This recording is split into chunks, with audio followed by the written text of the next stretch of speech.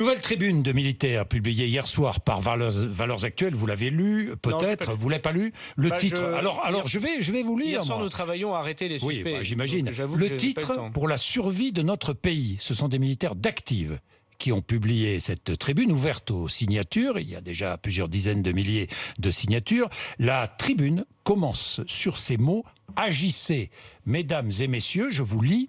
Il ne s'agit pas cette fois d'émotions sur commande, de formules toutes faites ou de médiatisation. Il ne s'agit pas de prolonger vos mandats ou d'en conquérir d'autres. Il s'agit de la survie de notre pays, de votre pays. Le texte est adressé au président de la République, aux ministres, vous allez le recevoir, vous l'avez peut-être reçu, aux parlementaires, aux officiers généraux. Les auteurs disent être entrés récemment dans la carrière, précisent qu'ils ne peuvent pas réglementairement s'exprimer à visage découvert. Nous sommes la génération du feu, disent-ils. Afghanistan, écoutez bien, Mali, Centrafrique ou ailleurs, un certain nombre d'entre nous ont connu le feu ennemi, certains y ont laissé des camarades, ils ont offert leur peau pour détruire l'islamisme auquel vous faites des concessions sur notre sol. Voilà les accusations portées. Oui. De quoi s'agit-il? Non, mais il s'agit de gens anonymes.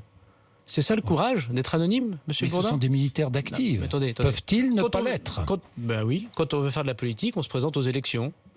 Mais c'est ce que j'ai fait. Moi, j'étais pas content de ce qui se passait, je me suis présenté aux élections. Et en démocratie, n'en déplaise à certains militaires, c'est les gens qui décident. Entre Dupont et Duchemol. Et puis ils votent pour Dupont, et puis Duchemol, il accepte sa défaite. Et quand on n'est pas content de Dupont, on le bat aux élections et on élit Duchemol. Donc en démocratie, c'est le peuple qui décide. Voilà. Deuxièmement, quelle drôle de société courageuse que celle qui donne la parole à des anonymes. On se croirait sur les réseaux sociaux, monsieur Bourdin. C'est ça le courage? D'être anonyme? Donc, arrêtons les tergiversations politiques. Manifestement, c'est à quelques semaines du premier tour des élections régionales et à quelques mois du premier tour de la présidentielle, une grossière manœuvre d'impression qu'il y aurait ici des radicaux qui pourraient aider le Front National à gagner les élections. Quand on veut être courageux, on donne son nom. Et quand on a envie de montrer, et c'est très important, que l'on peut gagner parce qu'on va gagner avec ses idées et que ceux qui nous remplacent, ceux qui sont là présents, sont mauvais, alors, monsieur Bourdin, vous savez ce qui se passe? On se présente aux élections.